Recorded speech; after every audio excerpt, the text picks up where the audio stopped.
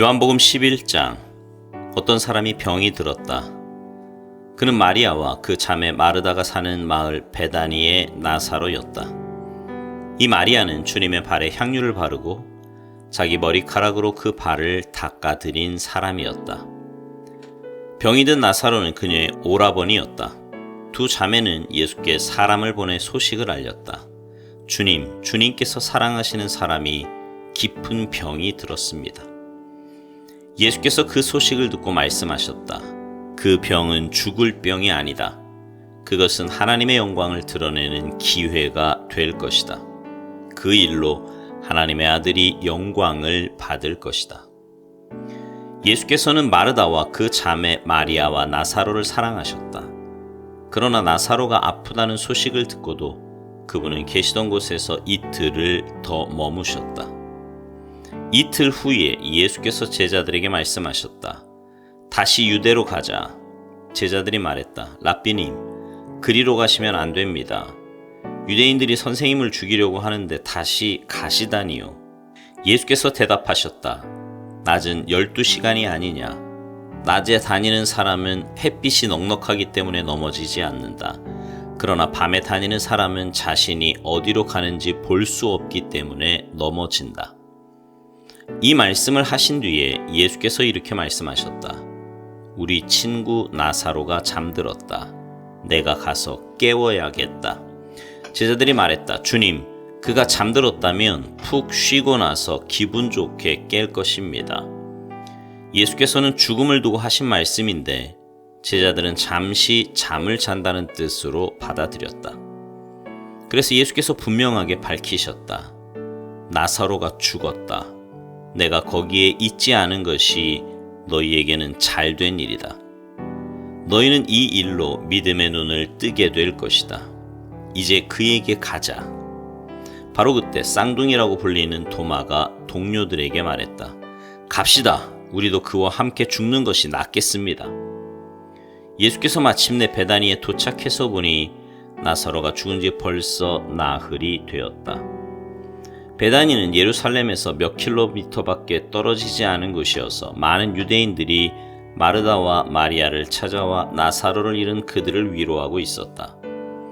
마르다는 예수께서 오신다는 소식을 듣고 그분을 마중하러 나갔고 마리아는 집에 남아 있었다. 마르다가 말했다. 주님께서 여기에 계셨더라면 제 오라버니가 죽지 않았을 것입니다.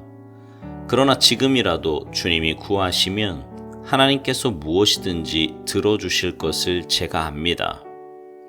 예수께서 말씀하셨다. 내 오라버니가 다시 살아날 것이다. 마르다가 대답했다. 마지막 날 부활 때에 제 오라버니가 다시 살아날 것을 제가 압니다. 마지막 날까지 기다리지 않아도 된다.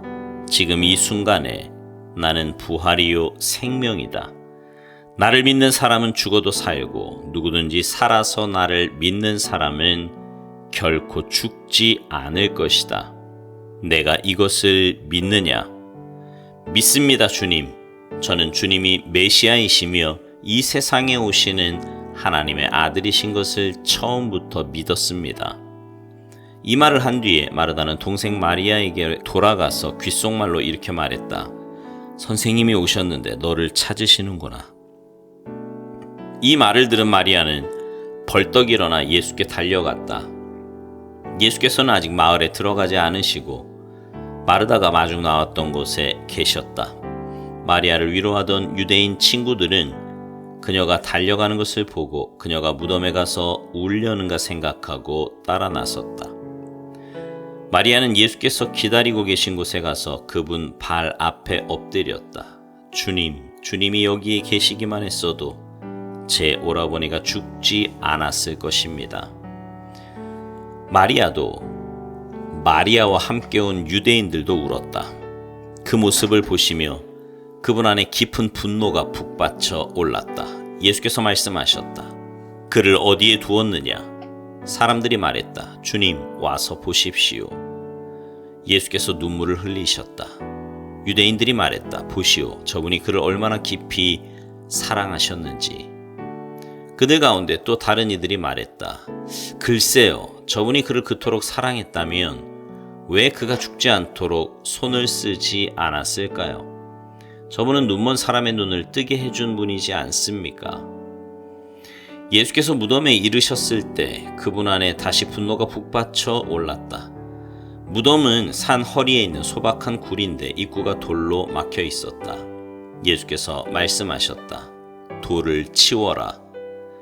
죽은 자의 누인 마르다가 말했다. 주님, 이미 악취가 납니다.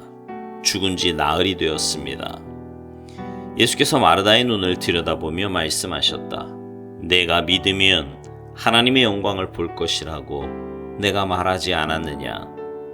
그러고는 어서 돌을 치워라 하고 다른 사람들에게 명하셨다. 사람들이 돌을 치우자 예수께서 하늘을 우러러보며 기도하셨다. 아버지, 내 말을 들어주시니 감사합니다. 아버지께서 언제나 들으신다는 것을 내가 압니다. 그러나 내가 이렇게 말씀드린 것은 여기 서 있는 이 사람들 때문입니다. 아버지께서 나를 보내신 것을 저들로 믿게 하려는 것입니다. 그런 다음에 예수께서 큰 소리로 외치셨다. 나사로야, 나오너라. 그러자 나사로가 나왔다. 머리에서 발끝까지 천으로 감고 얼굴에는 수건을 덮은 시신의 모습이었다. 예수께서 그들에게 말씀하셨다. 마음대로 움직이게 그를 풀어주어라. 그 사건은 마리아와 함께 있던 많은 유대인들에게 전환점이 되었다. 그들이 예수께서 하신 일을 보고 그분을 믿게 된 것이다. 그러나 몇몇 사람들이 바리새인들에게 돌아가 예수께서 하신 일을 밀고 했다. 대제사장과 바리새인들은 유대 최고의회를 소집했다. 어떻게 하면 좋겠습니까? 이자가 끊임없이 일을 벌이며 하나님의 표적을 일으키고 있으니 말입니다. 이대로 두면 조만간 모든 사람이 그를 믿게 될 테고, 그러면 로마 사람들이 와서 얼마 남지 않은 우리의 권력과 특권마저 빼앗고 말 것입니다. 그러자 그들 가운데서 그 해의 대제사장으로 임명된 가야바라는 사람이 말했다. 여러분은 아무것도 모르겠소? 한 사람이 백성을 위해 죽는 것이 민족 전체가 멸망하는 것보다 우리에게 낫다는 것을 알지 못한단 말이오.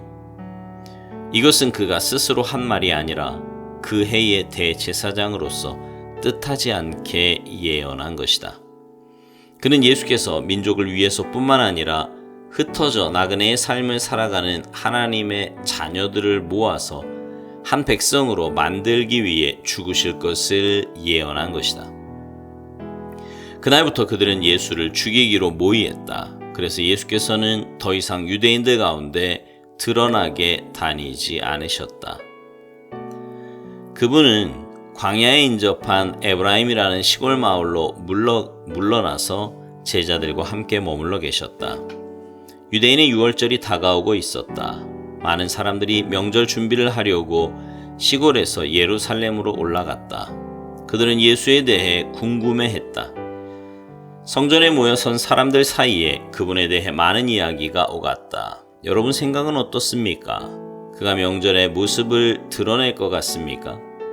한편 대제사장과 바리새인들은 누구든지 예수에 대한 소문을 듣거든 자신들에게 알리라는 명령을 내려두었다. 그들은 예수를 붙잡을 만반의 태세를 갖추고 있었다. 아멘.